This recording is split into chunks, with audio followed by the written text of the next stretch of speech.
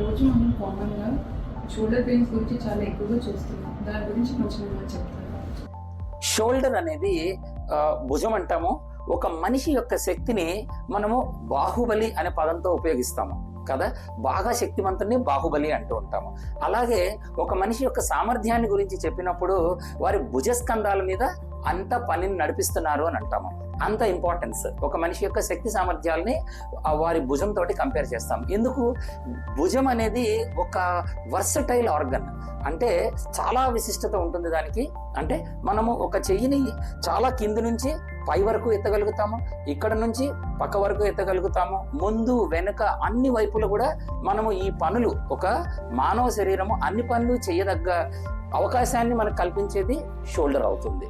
ఇది అందుచేత షోల్డర్కి ఎంతో ప్రాముఖ్యం ఉంది మానవ శరీరంలో.